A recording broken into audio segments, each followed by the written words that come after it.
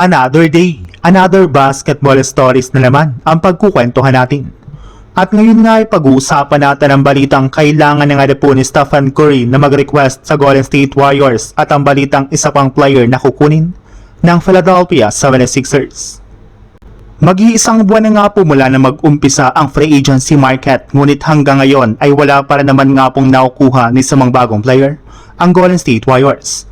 Silang dalawa na lang naman nga po ng New Orleans Pelicans ang wala pang nakukuha ni isang bagong player at wala pang nagagawa ni isang trade ngayong offseason, kaya puro batikos na nga pong natatanggap ngayon ng kanilang front office. May ilan na nga po sa kanilang mga fans ang nagsabi na mas mabuti nga na po para kay Stephen Curry kung gugustuhin na lang nito na umalis at mag-request ng trade.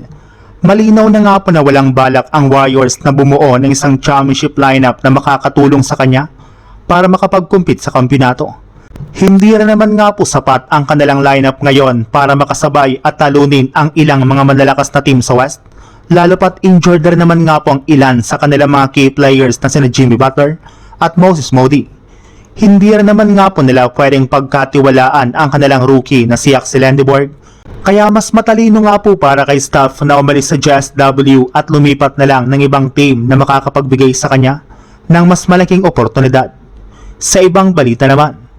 kagaya nga po ng napag-usapan natin, napakasulido nga po ng nabuong lineup ng Philadelphia 76ers na kinabibilangan ni Joel Embiid, LeBron James, Jaylen Brown, Tyrese Maxey, VJ Edgecomb, Anfernee Simons, Kentavious Caldwell-Pope, LeBron Phelan Jr., Dean Wade, Dominic Barlow, Adem Bona, Johnny Broome, Justin Edwards at si Dalen Terry.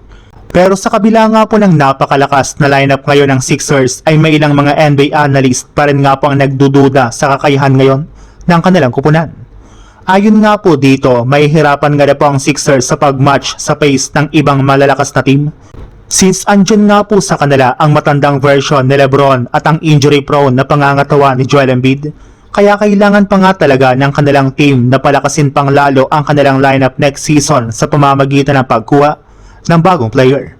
At isa sa mga pwede pa nga po nilang kunin ngayon ay si Bruce Brown na hanggang ngayon ay isa para naman nga pong ganap na unrestricted free agent na kayang tulungan ng Sixers pagdating sa scoring at depensa.